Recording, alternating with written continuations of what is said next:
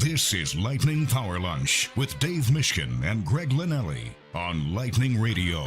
Just played our system, did the small little things, played to our strength, and just keep building that mentality, that game, and keep working on those details. You know, we've played them close all year, and our past playoff series have been really close series. So that's what we're expecting, and we got a few days in a game to try to sharpen up and be ready for it. Pretty sure there were, well, actually not pretty sure. I know there was a lot of question marks. What this team was going to look like. We lost a cornerstone of our organization, and I think there was a ton of uncertainty of how things were going to play out, and if you look back to then to now, and we have 100+ points. Not only did we make the playoffs, we found a way to get home ice, and our special teams ended up top 5, top 6 in the league, both of them. Our defensive game, we went from a mediocre defensive team to one of the best in the league. I could just check a whole bunch of boxes of, it's pretty impressive what this team's accomplished. Coach of the year. Coach of the year. I put my ballot in, Greg. Did you? Yeah, I usually wait till the end of the regular season, but the Can end of you the do- you regular can't season for the divulge Lightning is right at the end of the regular season for the NHL. So I'm like, Yeah. I know who I'm voting for. I'm putting it in. I put it in a couple of days ago. Good for you. I'm actually looking at the stats right now to back up what Coop was saying.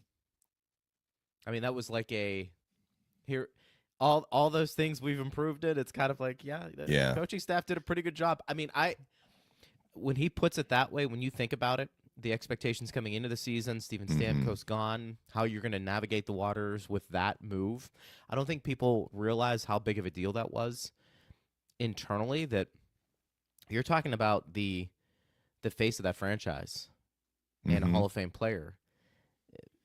You don't see that all the time, especially ones coming off pretty productive seasons.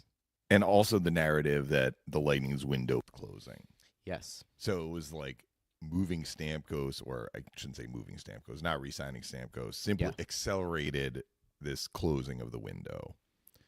And we disagreed with that, or at least, I remember coming on at the beginning of the preseason and saying, like, this narrative is not correct.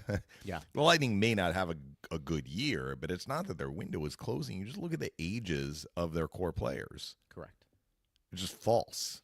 But they had to go out and prove it. So, again, we've talked about their defensive numbers last year quite a bit. They were tied for 22nd in the NHL in goals allowed per game, 3.26. Their 5-on-5, 4 against ratio. So, again, if you're at 1, that means you're scoring as many 5-on-5 goals as you're allowing. So you want to be over 1. Yeah. They were 0.91 last year. So they were underwater despite having a good offensive year and scoring a lot of goals, both on the power play and 5-on-5. So even though they scored a fair number of 5-on-5 goals, they allowed even more. And they were 24th out of 32 defensively. This year, and there's one game left, defensively, the Lightning are back to third, 2.62, and they are third in 5-on-5 ratio, 1.33. They went from 0.91 last year to 1.33. That's incredible. And Coop talked about the special team. So, yes, you're pulling off Stamkos. Power play is going to take a hit. Power play did take a hit. Power play is not as high a percentage as last year, but through 81 games, they're fifth in the NHL, 26.2%. Penalty killing last year was fifth. This year, sixth, 81.5. Very solid. And then offensively, Lightning are number 1 in the NHL, 3.60 goals for per game. So let's go back to there's only one number in there of all those stats that was below top 5. That was penalty kill, and they were 6th. I mean, the goals allowed per game, the Lightning are third. Third. Mm-hmm. Think about that. I mean, You just, I still think you look at the Lightning as a team who scores goals and gives up chances. That may be the narrative a little bit that they're dealing with. Yeah. Third in the NHL in goals allowed, partner, is just, that's astonishing. Well, they were there maybe about a week and a half ago because I remember I was talking about it on the show, and then they had, the games where they were allowing 4 goals. They dropped a little bit, but part of it is the teams around them had some leaky games, right? Yeah. So, I mean, those teams dropped a little below, but depending on what happens tomorrow against the Rangers, those numbers are going to finish really, really strong. And look, now we know that they're going to be playing the Florida Panthers, who have improved in the second half of the year defensively as well. Because I think at the halfway point, I was noticing that they were right in the middle of the pack, and they finished as a top 10 defensive team this year too. And they're going to have a much different roster, obviously, than what we saw last night. But just to throw it out there, because I teased it, so John Cooper may only get 1 first-place vote for the Jag Adams this year. That may be the case. That vote came from me. I hope he gets more than 1.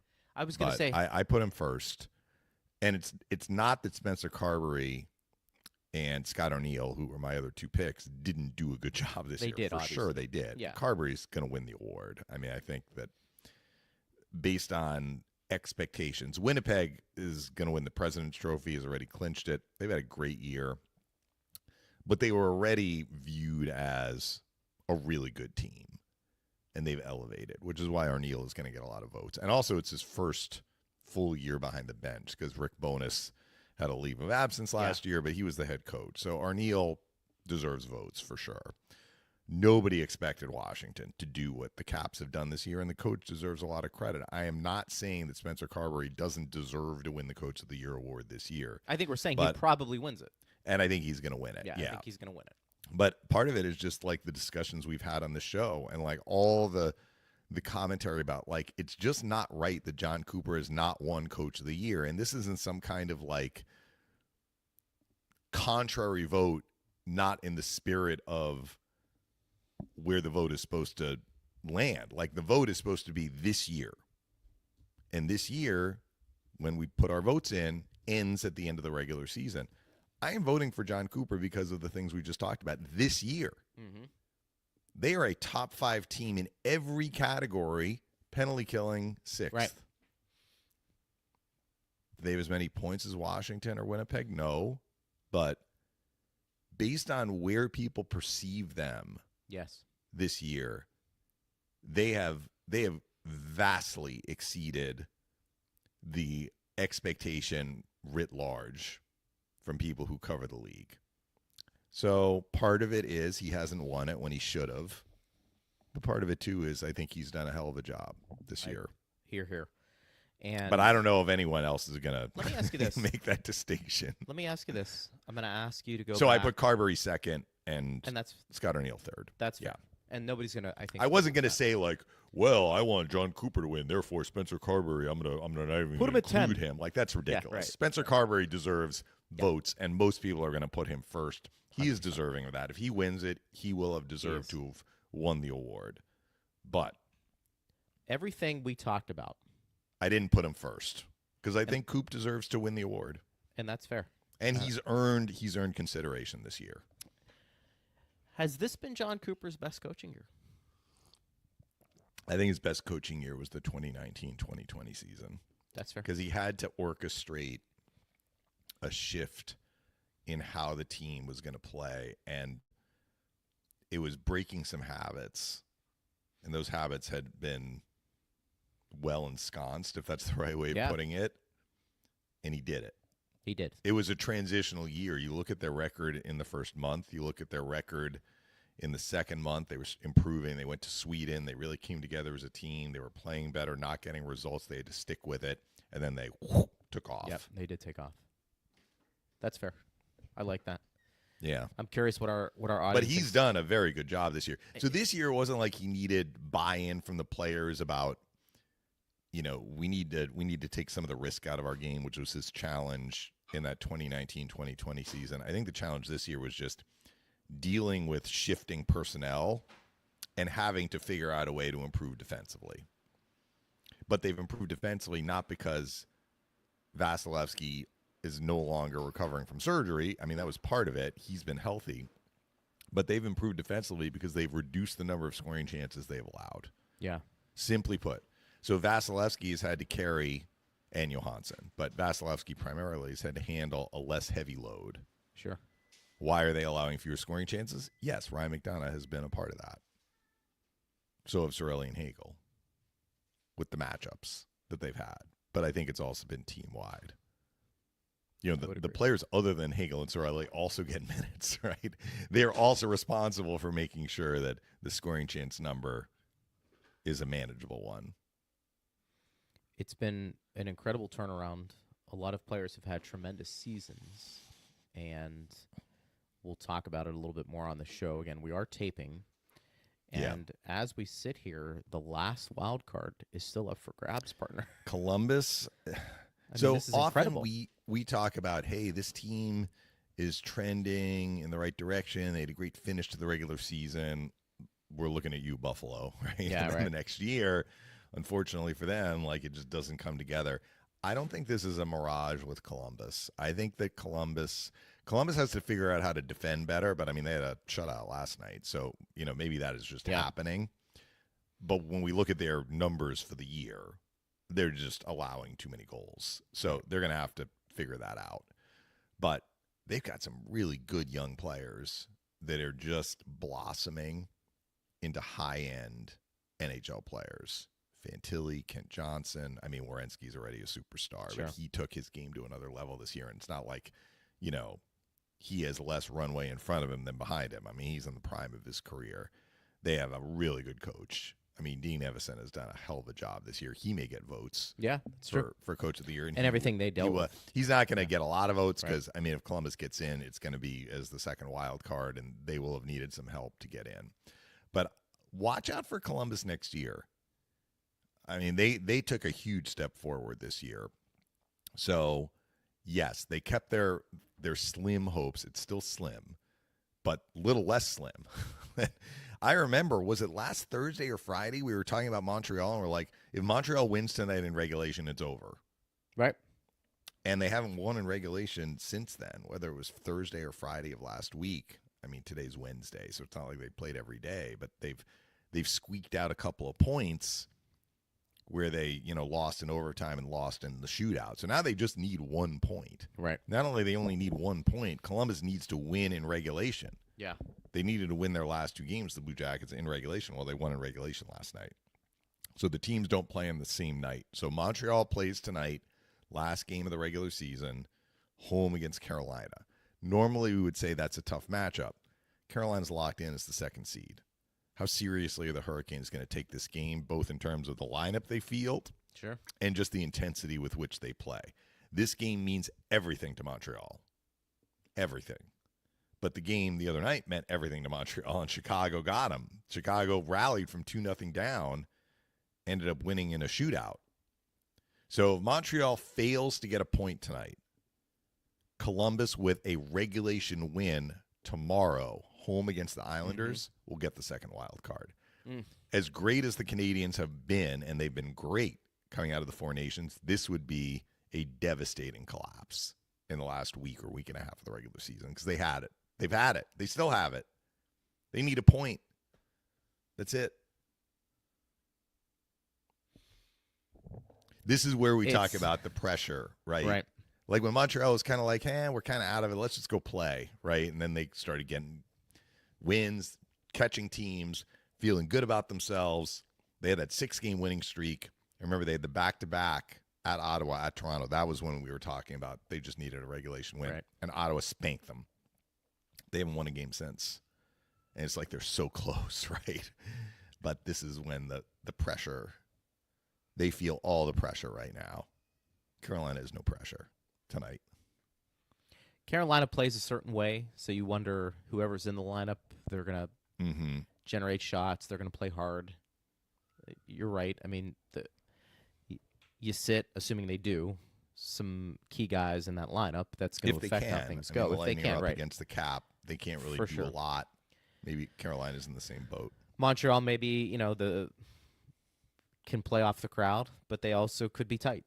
And that'll be an interesting situation to watch for tonight. So I think if you're a hockey fan, you want to see Montreal lose and see what happens. Do you? You know, I think we'll see it one would tomorrow. be interesting to see Demidov play in a playoff series. That is how you say his name. I've not heard his first name, so I don't know if it's Ivan or Ivan. Yeah. But we're going to learn his name pretty quickly if you haven't learned it yet, because he is a dazzling player. I mean, first period in the NHL, he had a spectacular goal and a terrific assist. Not in that order. The assist came first. I mean, the Canadians fans were like losing their ever-loving mind. Right. It's almost like all the hype true. was like the Beatles coming to Yeah, America, right. the Ed Sullivan show. Like Demidov arrives, there are cameras at the airport. He shows up, first period in the NHL, and he has 2 points, right? It's like dream realized. Well, and then they lose the game in a shootout. We They mentioned fail to him clinch. when that rumor was he was going to be coming over, that the numbers that he was putting up in the KHL, that, you know, basically equivalent or surpassing some elite players we've seen in the NHL. Mm-hmm. You know, it wasn't just. And he's 19. That's the thing. So he's had this experience and he's excelled, and so he's one of those guys that could step right into your lineup and give you a jolt. And Montreal can always use another scorer, and certainly they have it. I just think from a theater perspective, do you want to see this just come down to the last game? Yeah, well, I see what you mean. Right. You know what I mean? Like, for what's drama, Columbus gonna for do? sure. Because everything else is pretty much set. Yeah, and The West got settled. There was some drama last night. Minnesota needed to avoid a regulation loss, and they scored a sixth attacker goal in the final, 15 seconds or something. Jule Eriksson Ek. So once they got the point, they clinched. Then they put in Fleury for overtime, and he got the win. That's incredible, isn't it? Yeah. And then you had in Toronto, Austin Matthews and Mitch Marner Mm-hmm. reaching some milestones. Yeah. Right? Well, we had said Matthews was close to 400 goals, so he reached 400, and Marner hit 100 points in a season for the first time in his career. It's pretty incredible when he's playing for another team next year. We'll see how that plays out. But that's for another time. But we're starting to see everything come together. The Lightning, of course, as we knew, as we hit the airwaves and as the Lightning game proceeded, they were going to be locked in basically to the number 2 seed, and you had the Panthers at number 3, and the Lightning do have home ice. You heard John Cooper at the beginning of the show talk about that.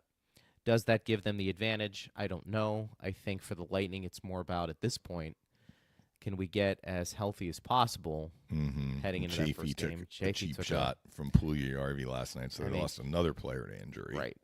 Puljujärvi, who, you know, that's unfortunate. Didn't really raise his arms, but it just got his shoulder. He had the play in front of him. That's why, that's why they gave him a major. Yeah. And then they reviewed it, and they upgraded it to a match penalty, which carries with it an automatic suspension, unless the league decides to. Yeah. The league will look at it, and they'll decide how many games.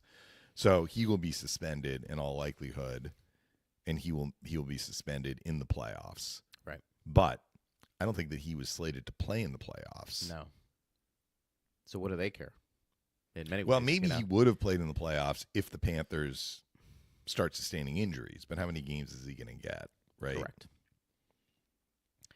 So that was probably... And it's like the damage is done. It was like that Bunting play on Chernak in 2023 in Game 1. Yeah. So, okay, Bunting gets suspended, but, you know, the Lightning are without Eric Chernak, right? I mean, it was a significant injury for the Lightning. Hopefully Chafee will be able to recover soon. And that's the unfortunate In other words, part. to be ready for Game 1 of the playoffs.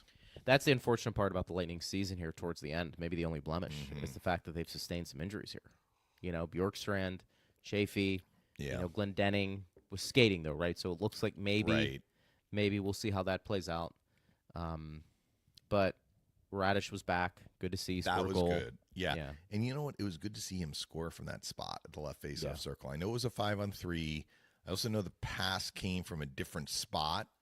So how can I frame this? when we were in the 5-on-4 at the start of the year and Radish was at, we'll call it the Stamkos spot. Yeah. He didn't shoot the puck as much as probably the Lightning would have liked. Maybe he couldn't. There was a guy in the way. But the pass was often coming from Hedman. So you can imagine Hedman's at the blue line in the middle. So you can imagine like where Radish is looking, where the puck is coming, the angle that it's coming. It's almost like sliding downhill in a way, if you view the offensive zone as moving downhill. Right. The one last night came from Kucherov, like at the dot, almost bottom of the circle. So the puck's kind of going uphill. It was directly to him. I mean, he had to change the angle a little bit. So I don't know. I mean, I don't know if the Lightning are going to throw him out there on 5-on-4 in the playoffs, but without Oliver Bjorkstrand, they are missing that right-handed shot. And either at the circle, or if Point is there in the bumper, where we saw Hagel a little bit since the Bjorkstrand injury. We've seen Hagel in that bumper spot. And what's Radish's biggest asset? It's probably a shot. Yeah. I mean, that's a great shot. But he's used to shooting from the middle. Yeah. He's used to shooting where, the defenseman is positioned at the top of the umbrella. So I thought, he hammered that. There was no mistake. He got it off quickly. It had a lot of velocity to it. It was a heavy shot, and it was in the net before you could even blink. He had to play some forward position, didn't he? A little bit. Yeah, because they were at 11 forward. Yeah. Chafee was out. And, Gergensons, I think, was out of the penalty box because he had a fight after the hit on Chafee. Right. He fought Nico Sturm. So, the Lightning at that point were down to 9 forwards. But I think Gergensons came back and they just used Radish at forward. Part of it was John Cooper was really divvying up the minutes. Up big. I don't have the game sheet. He in front of me, really. I don't think one player. There wasn't one player who played 20 minutes last night. We talk about load management, and we actually talked about that on the show yesterday. I think one way you can help the players not have a complete day off or a game off is to watch their minutes. And would you say from about the 5 minutes left in the game on, how many times did you really see Cooch in points? Yeah, not much. They were around 15 minutes, which is extremely low for them, especially on a night when they had a bunch of power plays. Correct. So you were kind of working through that, and I think John Cooper did a really good job of game management from that perspective. It was, the players were asked, what does this mean leading into the series? And the players were like, well, we had good habits, which is true. They played hard, they limited mistakes, all that is true. But, frankly, Greg, I'm not sure how much we can read into this game. I just talked about 2021, the Lightning went to Sunrise, and that was the year that, you played a series of games, right? You went and you played 2 usually. So they finished the regular season, that 56-game season, with 2 games against the Panthers at Florida.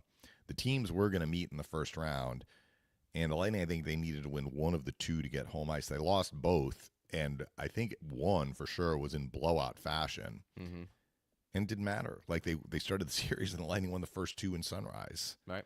So, and also Kucherov returned for the playoffs.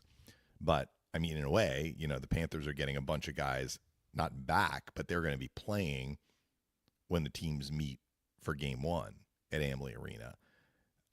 Facing a Florida team without Barkov, without Reinhart, without Forsling, without Anton Lundell is a much different team. So, Bennett, Verhaeghe, and Marchand, we're seeing the Sorelli line, McDonough, and Chernak. They, if that is a line, will not be seeing them. Barkov's line will be seeing them. Bennett's line will be seeing a different matchup. Right? So, the Lightning played well last night, but they're going to need to have a whole different level. I don't think when they see the real we'll call them the real Panthers. The real Panthers. Right? I don't think you read into necessarily how well they played. Maybe some individual performances stick out. Good to see Connor Geekie score another goal. I'm really liking Gord with Cooch. He had a good game. In points. I think he complements that line well. Don't know if that sticks, but it is interesting to see. And you mentioned this during the broadcast. Gage Gonsalves, I think, has gotten to the point where he's a legitimate top 9 for this team. Yeah. And would we have said that He's when he first very came up? noticeable in a good way. Yeah, he is. Just about every time he's out on the ice. Right. That's been, we talk about some of the biggest developments this year. You mentioned Coop and the laundry list of accomplishments this team has done, has achieved. You've certainly had, I think, Lilleberg, his first really full year in the NHL. He has, I think, done well. Radish and Perbix, I think, have been solid. There were some questions. Okay, what do you have really back there? Obviously, how you were going to deal with Steven Stamkos and his departure. Jake Ensel, I think you knew what he was going to bring, another 40-goal year.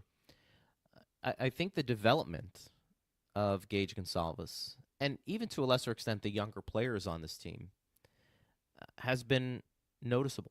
And if you want to call Chafee a younger player, at least in terms of experience, guys who actually came up and contributed, we can throw Geeky in there to a degree. But I think Gonsalves is the one that really took maybe the biggest steps in his development in his career as an NHLer. I mean, he went from somebody who came up, maybe accomplished everything he could at the AHL level, got his chance at the NHL level, was okay, wasn't great, admitted he probably needed to go back down and get his confidence. That's always risky with a younger guy. You just don't know what you're going to see. I mean, there are a lot of guys who end up bouncing back and forth for 2 or 3 years, and they never really make it.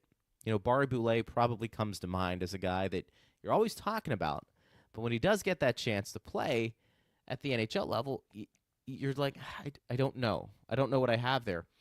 I think Gonsalves has had more impactful games than not the second time around. Yes. And I think it's been one of the most positive developmental stories for this Lightning franchise this year. Well, we can see the difference from the middle of the year, we'll say the middle of the year to now. Yeah. But think about the difference from the start of the year till now.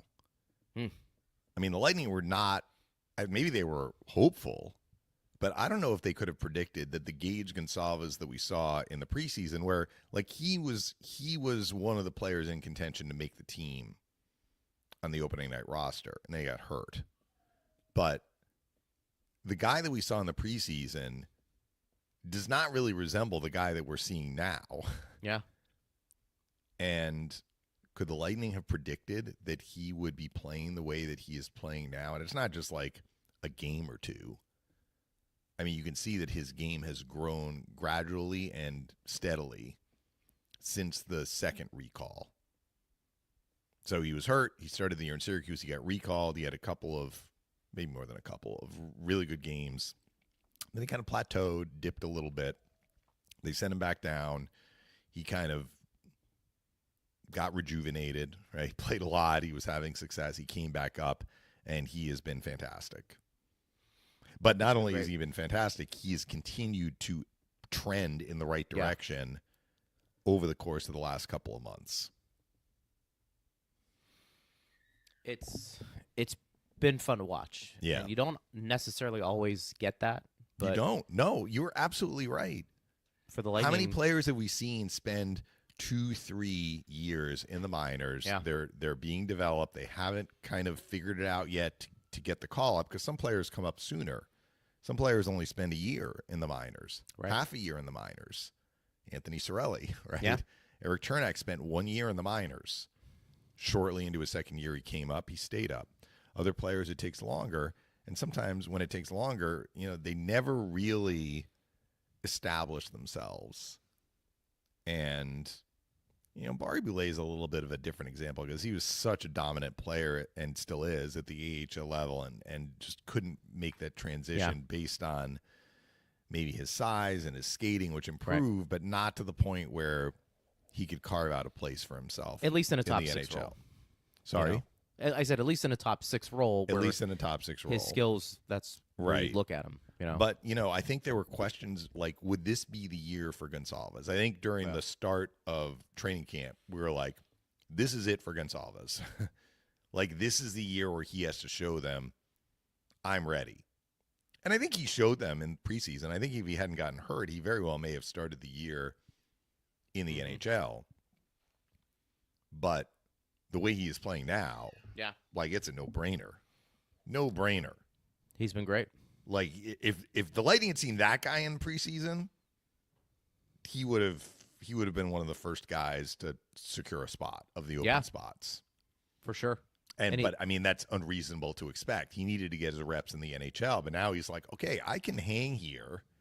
Now let my natural ability come to the fore. And that's what we're seeing, Greg. Yes.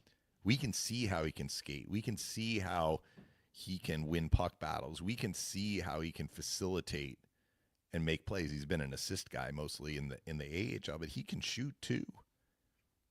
I mean, his ability to finish in shootouts tells you, like, he can shoot the puck. And, you know, the goal he scored against Toronto was Exhibit A. I mean, he scored goals this year, not, like, right in front of the net. Like, you were talking about Jake Gensel. Gensel's so smart, he knows where to go. Like, of his 41 goals, right? How many of them have come from, like, the hash marks to the top of the crease? Yeah. A lot. Right. Gage Gonsalves has scored some goals like that, but he has scored some goals zipping them in. He scored against Washington. It was in Washington. He scored from distance. His first goal against St. Louis was from the side. He ripped it in. Right. He can shoot too. Yeah. It's been a fun development. Yeah. And I'm anxious to see how he performs. And some of the younger players for the Lightning in the playoffs. Jim, our good friend from Jacksonville, says, I agree with what Phil said in January. The key or the turning point of the season for the Lightning was the back-to-back home series to Ottawa the first week of February. Even today, looking back, that was it. Yeah, I'm not sure if Phil said that in January. I think he definitely said it as we were getting ready for the first game in that back-to-back set, which was early February. So maybe he said it looking ahead in late January. But yeah, I mean, it started an 8-game winning streak for the Lightning. They went from 4 points back at the Senators at the start of that 2-game set to even in points. No argument there. What I will add, Jim, is that I thought the Lightning were actually playing okay, though, in January. They just were snake-bitten offensively. So when they talk about the process, right, the process was actually doing okay. But from the standpoint of where were they in the standings? Like, they needed points. And then they rattled off, you know, the 8-game winning streak. And that put them into a very favorable position. You know, you wonder if teams that end up going on a decent winning streak like that, or a turning point of the season, if they get the sense that a certain win was a game changer. Maybe not necessarily while it's going on, but you wonder, you know, like, yeah, we found our game and things just started to click. You wonder, like, in the moment, if they're able to recognize that.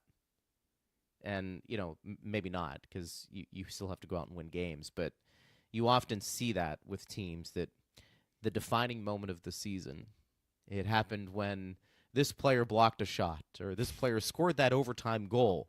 And after that, they just took off. You wonder in the moment, can the players feed off that? Can they feel that? That, you know, I think things are changing a little bit. You got to go out and create your own momentum. But it is something I wonder about in sports in general, when you have these teams just go off these long runs and players start to play really well. You can often circle back and say, yeah, that right around that time in February is when they turned it around. Did they feel that at the time? Or is it something just they kind of ran with it? It's always, I think, an interesting situation in sports. Al says, I'm a firm believer that awards like the Vezina, Hart, and Norris, and any award that involves best of the best, should be voted on by the players. It won't be a popularity vote, but a true performance vote by your peers. Well, they have the NHLPA poll, which came out. I didn't see all the categories, but I think best playmaker was Kucherov. They don't have them as broad as, like, best defenseman. Yeah. They do have the Ted Lindsay Award, which is basically the Hart Trophy that is voted on by the players, although I think it's best player, not term most valuable player. That's a fair comment. I mean, the players who are competing know how good Ryan McDonough is. When we're talking about the Norris, they know how good Forsling is. They know how good Slavin is, because they have to go against them. And it always takes one to kind of break the mold, but I think it always takes that second person following the one who breaks the mold to back that person up a little bit, to really start a trend. But you're right, you just named 3 players that, why wouldn't they be in the discussion for best Yeah. defenseman. Why wouldn't It's they? like somebody's like, let's go, everyone, charge into the breach, and no one's behind them, Yeah, right. Like, you Right. need a little momentum. You need the second. It's often the second person that backs that first person up that can get things going. But it just makes a lot of sense what you just said. You named 3 players who, if you were starting a team, those players, whether they're in their prime or where they are right now, if you were to say pick some players for the back end, if you were to start a team with any 3 of those players, I think you'd be off to a pretty good start. Yeah. And the fact that they're not in those conversations is pretty telling. Al also says, I hope the Lightning don't get overconfident about last night's win. Forming good habits was key, but the Panthers team we saw last night will not be the Panthers team we'll see. Thursday's game should be all about defending and simplifying from the D zone out. I think Thursday's game will feel like a preseason game. We're going to see very little point in Kucherov. How do you think the Rangers Gensel. feel? I was wondering when the Lightning were in New York at the end of the last road trip. Yeah. When the Rangers had not yet been eliminated, but they were up against it. And then, of course, they had the loss to the Lightning. I was wondering, because then they were going on a road trip. Yeah. And actually, they played Philadelphia at home and lost 8-5 at home. And then they went on a road trip. But even after they lost to Philadelphia, they were not yet eliminated officially.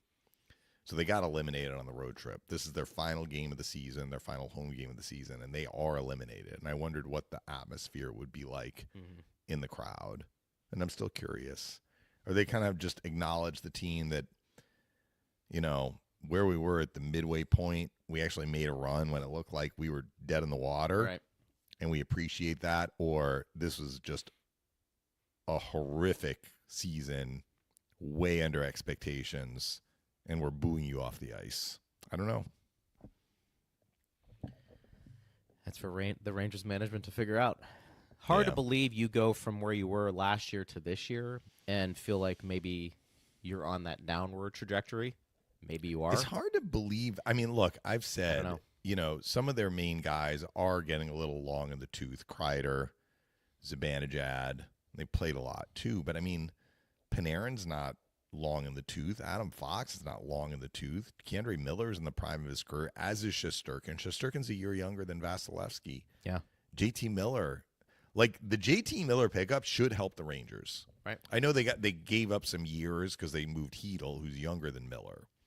JT Miller is a really high-end player in the NHL. Yeah. And I don't know. It's just really perplexing to me.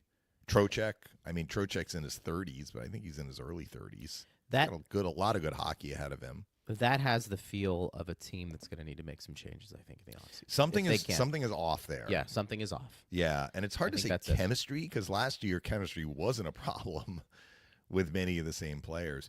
Who knows if the Trouba deal was the first domino to fall? And look, they were struggling even before they moved Trouba, but had there not been any chatter about Trouba's contract, which they tried to move him over the summer, had they just left it alone, who knows? I think Trouba was pretty well regarded by – actually, I don't know that. But, I mean, he was the captain of their team for a number of years, and the Rangers had a good team. So you figure, like, he's one of their leaders. He's well-liked. The guy was an important part of their teams when they were, making the playoffs and going deep in a number of years was Ryan Lindgren, and they decided to move on from him, too. I always liked him as a player. Hey, he's a good player. Again, not watching him game in, game out, maybe they're like, all right, we need to move on from this guy. I don't know.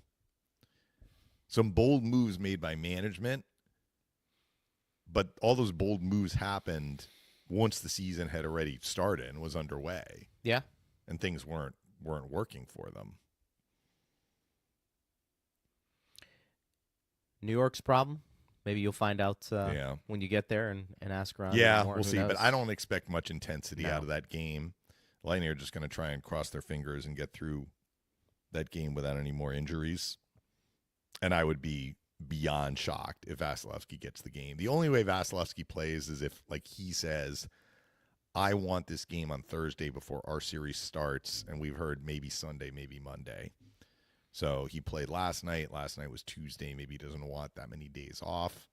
I still think it's very unlikely that he will Listen, get that game. But that's my guess. I mean, yeah. the Lightning are the ones who are going to decide it in consultation with Vasilevsky. That's the one position that you could play the other guy and not have to make a ton of roster moves like these other ones if you want to sit somebody. I mean, you have somebody who can go. The Lightning might be able to add one player based on, because we're down at the end of the season. So the cap hit is basically like a day, right?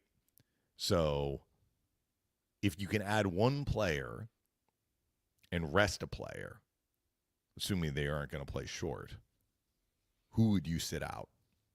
Would you just leave Vasilevsky at home and bring up a third goalie, basically? Well, that's what I was going to ask. If you do well, that, they could. I mean, it sounds like Johansson. they could call up one player.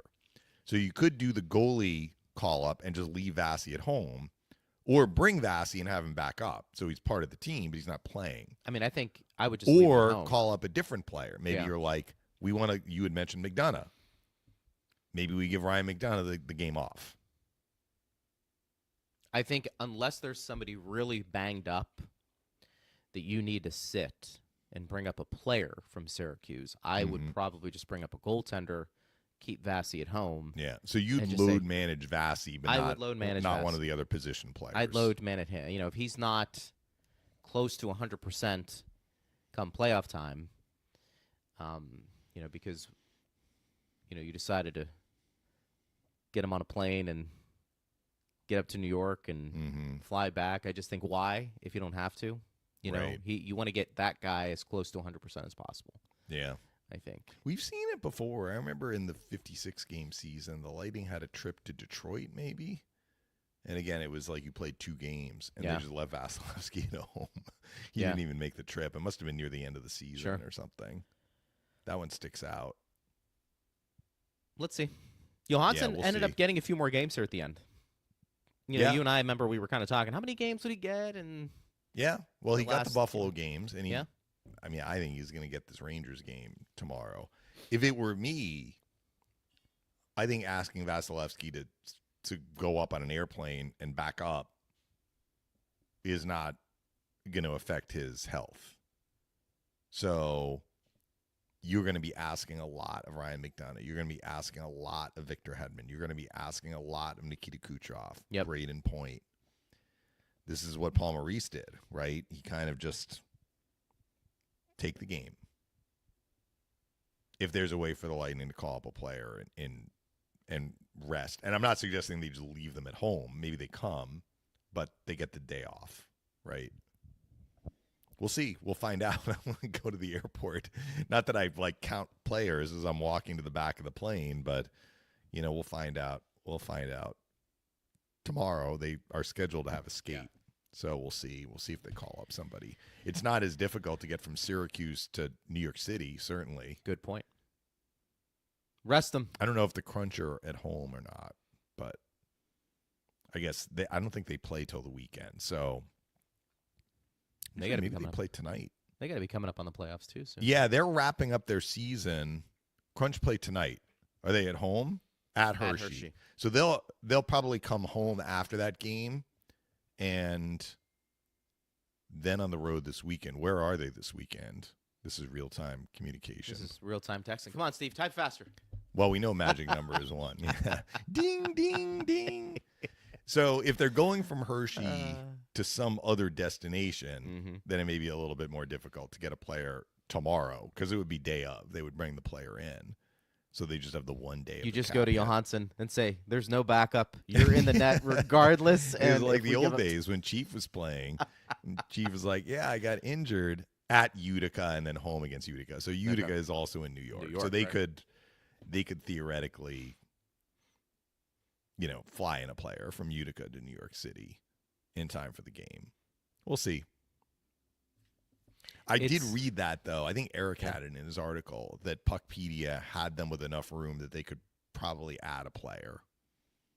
In fact, they could add a player. I think it was over $1 million in cap space at this point. See what happens. Right? So who are you going to add? That's kind of the question. Yeah. And you said you would just let Vasilevsky stay home. I'd let him stay home. And there's logic to that. I also think that there's a reasonable argument to be made that giving one of your main guys who's going to be doing so much heavy lifting in this playoff series. Who would be that player? Let's ask. Well, that. that's why I floated McDonough, Hedman, Cooch, Point. Cooch is the Art Ross wrapped up. Yeah, he's at 120 points. right. I mean, it's not like he's gonna like set some other record to the best of my knowledge. Yeah, I think he's tied with McKinnon in assists. How important is it for him to like lead the league in assists? I don't know. I think you start with Vassie, and then you Those work your way players down. though are not going to play a lot though. If they're in the lineup, I would expect that they're probably going to be playing in that 15-minute range again. Would you go to Gonsalves and the Gourds and the and Gergensons and say, guys, you're going to be playing 22 to 25 minutes tonight? Gergensons, yeah. Perbix and Radish, you guys, you're going to be out there all the time. So get used to it. Yeah. I'm sure they would. And it looks like the Lightning, I mean, we're going to get back late. Yeah. Or early Friday morning, however you want to put it. Like the Lightning are probably going to get the day off Friday. They'll probably have a practice Saturday. The series will not start until Sunday, from what we're hearing. Phil was like, if they started on Saturday, that's a disgrace. So there was some talk, there was some chatter that Monday now. Maybe. Yeah, we'll find out. We have no idea. The league is going to hold this until the regular season is done. Do you think? Now, if Montreal gets a point tonight and all the series are set, maybe we get a head start on the schedule. I guess because the teams like to prepare in terms of travel and things like that in ahead. Advance. They're getting I'm saying, do you think they know? Not officially, but officially. But do you think it like wink, wink? I think so. Yeah. It's going to be on this day. All right. Yeah, I think so. Jared, let's get Coop on, see if he can maybe let us know about that or let's go from there. Hey, Coop, do you think you should win the Jack Adams Award this year? That would be the best question. We should get right Charles Barkley is like Coop's agent. We should get Charles Barkley, and it's like, hey, how's this man not won the Jack Adams? What do they call it? Why'd they call it the Jack Adams? Hey, Ernie. I can't do a Barkley impersonation. Terrible, Ernie. Yeah. It's Barkley and Coop are tight. That is so fun. Do you think? Yeah, do you think Barkley came comes to some games? What year was it? The Lightning beat the Rangers in a playoff series. I can't remember if it was 2015 when they won Game 7. Yeah. Or 2022 when they won Game 5. So this goes way back. It was in New York, and Barkley was like hanging out in the coach's room. That's hilarious. Afterward. You should try to interview him if you see him. I think it might have been 2015 because they had struck up a friendship at that point. I may not be remembering. Where did it originate? We need to ask Brian Briesman. I feel like Briesman was there, and he's like, Charles Barkley is in the coach's room celebrating. Where did that relationship originate? I feel like that's been told. I think they met in like a hotel bar or something. Is that what it was? But I think they both have the gift of gab, and you could see why they. And they just that is not the most shocking connection when you consider the personalities of both people, right? Has Barkley been to Amalie? Yeah. I think there was one game, it may have been a road game. I can't remember. There's one game where he was in the suite. We need to find that out. The Lightning suite. We need to find that out if he's going to be at a game, and we need to get him during intermission or something. Hey, Charles, would you come on Power Lunch? What if he did? That'd be like the round mound of rebound. He was known as that. There's a video component to what we do. He'd like a show with lunch in the. He probably would. We'd have to buy him lunch. I think we'd do that for Charles, Sir Charles. Yes. This was from yesterday, so it's a little dated. But Dustin says, "Guys, my opinion is home ice doesn't matter quite literally at all unless you play Game 7. I think if you're the Lightning, you want home ice in the first round, maybe more than any other round, just to get the ball rolling." Slide not. I'm very against starting Vassie here tonight. I don't want Vassie to be cold going into the playoffs, which is why he should have started versus Buffalo. But here we are. He should sit tonight and then start and play a period or so versus New York and then pull him out of the last game. If you get your guest on from Florida, I'm sure curious, and I don't know if you or Dave watched any of that game last night, but the Panthers refused to pull Bob at the end of the game. It was very odd. They basically conceded. Wonder what his take would be. Obviously, we didn't ask him that. Yeah, we didn't ask George about that, and that comment came in yesterday, so everything is a little like we're farther along. So they did play Vasilevsky last night. I think that they confer with him and make sure that he's on board with kind of what their plan is. I mean, he's earned that. Like, do you want this game, final regular season home game? Yeah. If you don't play against New York, you're looking at 4 days between games, and, that's fine. 4 days is not 8 days, right? And, there probably been stretches where he's gone 4 days between starts when, Johansson has gotten a game that's not in a back-to-back. Right. Right. So, like, Johansson played the game at Buffalo. That was, a Saturday? So the Lightning played Ottawa on, these games are all running together. I think they was every other day. So Vasi would have gotten 3 days off. He played at Ottawa and he played at Rangers, and Johansson got the Buffalo game. So I don't think I don't think that the timing of this is going to throw off Vasilevsky. The part about the home ice, I mean, he's kind of echoing what Coop has said, which is Game 7 is the most important. I don't know if this is going to be the case, and as I have often said, Greg, I don't have a crystal ball, but let me just say it this way. I would not be at all surprised if we see some road victories in this series. I think the Panthers are going to win some games in Amalie, and I think the Lightning are going to win by some games. I'm talking about at least one. Each team is going to be able to win a game at least in the other team's building. So if the Lightning end up not winning both games to start the series, to me, that would not be shocking. But I also don't think that just because the Panthers win a game at Amalie means that they're just going to run the table in their place either. Lightning have played them well in Sunrise this year. Yeah. And I know the Lightning have a better home record than road record during the regular season, but I think all bets are off in this playoff series. Don't read too much into that road record for the Lightning. I may be proven wrong. Yeah. I this just has the feel like both these teams know how to win on the road. They do. I don't think anybody would be surprised if both teams were able to pick off a game in the other's home building, maybe multiple. I mean, yeah. I think you can make an argument these could be the two best teams in the Eastern Conference, and it's a shame that you're seeing it in the first round, but this is where it is. And usually those games are the ones that are the most challenging, the most difficult. The first round of the playoffs are difficult to begin with. And you factor in who you're playing, this rivalry game, and it ends up being, I think, a bit bigger than we anticipate. So I do think having home ice advantage for a Game 7 gives you a slight advantage, but we have seen this Lightning team over the years. I know it's not the same team, but there are key components still there where they've won in hostile environments like that before. So I will be just as curious as the next person to see how these first two games materialize at Amalie Arena and what happens. The game did get chippy last night, partner. I think in part, it was not in part. I think it was largely due to the hit on Chafee. There was a little bit of rough stuff before that, but that was where it bubbled over.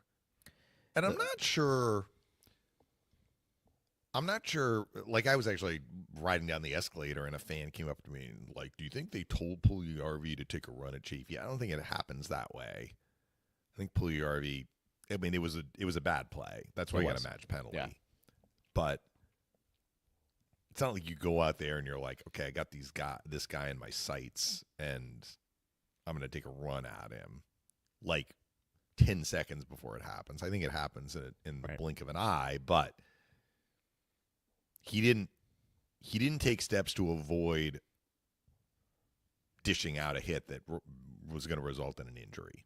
Right. That's the problem. You didn't see. He could have made a different choice there. He could have. And listen, for as bad as that hit was, we have seen worse where players leave their feet, and we have seen players elevate elbow into somebody's head. Puljujärvi didn't do either. It was just bad timing on his part. Yeah, he's tall too. 6'5". Big boy. Right. So, the Lightning, and this is where I don't mind if you stick up for your teammate. The Lightning took exception to that hit. And, Geekie was one of the first people in there. Yeah, that's why he got the 2-minute minor for roughing. And Gergensons obviously was upset, and the Lightning, came to the aid of their teammate. But that is, to your point, once that hit is done, doesn't matter what happens, damage done to that player. And so now you just hope that Chafee is able to come back and, play, because he's been kind of the I don't want to say forgotten forward with Gonsalves and Geeky now kind of back and doing very well. Chafee was the odd man out. And I think when he had some opportunities to come back into the lineup and play, I think the style we saw Chafee play with partner was much better than maybe right before he was benched. Yeah. And sent to the press spot. He was a physical player. He's got a good shot. I think you want to see those things when he does get the opportunity to play in the playoffs, because I think those translate well to what the Lightning want to try and do. But again, the lineup, there's still some guys banged up, so we're not going to know exactly what this lineup's going to look like. Yeah. That first game. And they don't have, this is the one time where the long-term injury cap relief might have been a benefit to help the Lightning rest some guys, but they can't. So no, they can't. So tomorrow is going to be, to your point, a preseason game. Maybe we try and get Dan Rosen on tomorrow. What do you think? New York? A fan had asked about getting Sam Rosen. You want to get Sam? Sam? What Sam's responsibilities are tomorrow, but I'll reach out to him. You want to do that? Join us. We can do that maybe, and then on maybe Friday, maybe we can try and get a national guy on to kind of we'll know the playoff. We can preview the playoff series at that point. Yeah, maybe we can do that. Mm-hmm. And we'll get some guys on there to talk about the game, because I think. Look at us show planning on the show. Right. Well, we have been. It's mainly Slapdash, not us. Well, our friend from Jacksonville once. Jim. Yeah. Jim asked about Sam Rosen. Yeah. Jim wants Sam. So it's a simple text. Yeah. You're friends with him, right? You have a good relationship with him. I have the numbers of most of the broadcasters around the league. I think you can access them. We have a There's a book there, like that a directory. Yes. But I have Sam's number. Yes. So. And there's nothing wrong with that. Reaching out. Mm-hmm. Worst they can say is no. If he says no, it's because he's got other stuff going on. It's his last broadcast, so it's a little bit of a shot in the dark. But he probably is going to be feted throughout the day. Pulled in a lot of different It's a little sad directions. for him that the Rangers didn't make the playoffs. But you can't control that, right? You can't control that. Are they going to do something at the beginning of the game for him? Probably. They already had the ceremony. Oh, they already did? Phil flew up for that. Oh, okay. That was maybe 2-3 weeks ago. We were on a road trip. I remember I came back from the road trip. He's like, "Yeah, I was in New York for Sam's ceremony." Yeah. I'm like, "Oh, okay." And then he got to call a game with John Davidson, which was actually, I think it was that Philly game where they lost 8-5 at home. Yeah. But he and John Davidson were partners for a long time. Yeah. With the Rangers. As long as Phil wasn't in Toronto. Yes. But Braden Coleman is going to be doing the road games with That'll be fun in the playoffs. Yeah. The travel is not, he flew up for Sam's thing, but for Phil, he has said, the travel is not something he's really overly interested in doing. Sure. So, if the Lightning go deep in the playoffs, who knows? Maybe he'll decide. He'll make the exception. To come. But he gets antsy, though, as you were talking. He gets antsy. He gets antsy, He does not, I don't want to speak for Phil, but I will, because he's complained about it to me through the years. When you're on the road, you're kind of on the team's itinerary. Yeah. And Phil doesn't that doesn't jive with Phil. We have we have to take the bus. The rink is far from the hotel, far enough that it's just easier logistically to take the bus. Mm-hmm.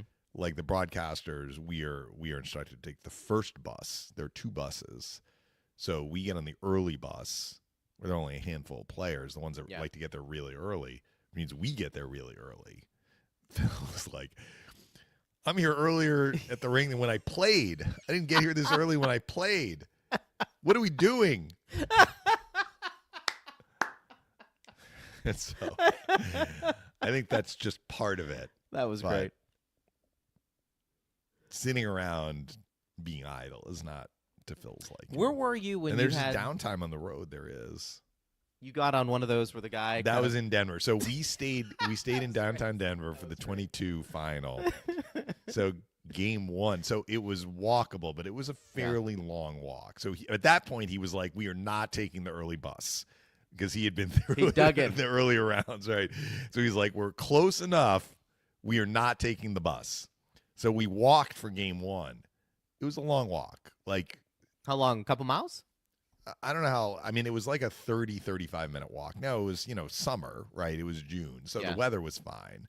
But he's like, I don't want to walk. He's like, game 2. He's like, David, I got us a pedicab. I'm like, what? He's like, yeah, the guy's going to come meet us at the hotel.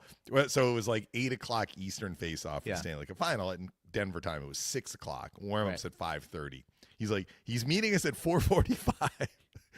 So like 45 minutes before warm-ups. Yeah. Like the guy met us outside. Maybe it was 4:30. Yeah. Guy met us outside the hotel. We got in.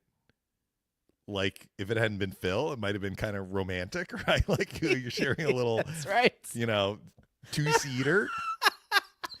And I remember it was a little more downhill from the hotel to the rink and more uphill back. Right. And so the guy drops us off right at the press entrance, Perfect walk timing. in up to the elevator. Yeah. It's like 15 minutes before warm-ups. Nice. Feels like this is perfect. So that's what he does at home. Like strolls in, just strolls in 15 minutes before warm-ups. And he's like, you're going to meet us here 15 minutes after the game ends.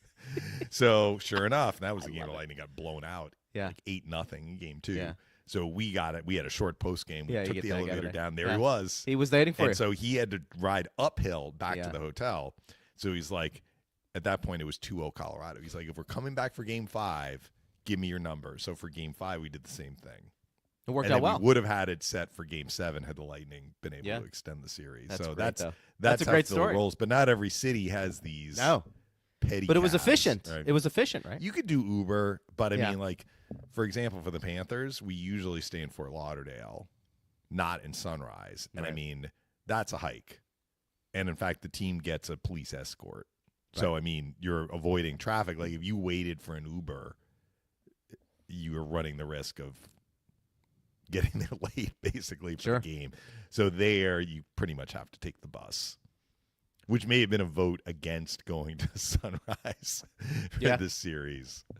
But Phil had said, I don't want to go in the early round. So whether it's Toronto, whether it's Ottawa, whether it's Florida, whether it's whoever, like, Kobe can do the games.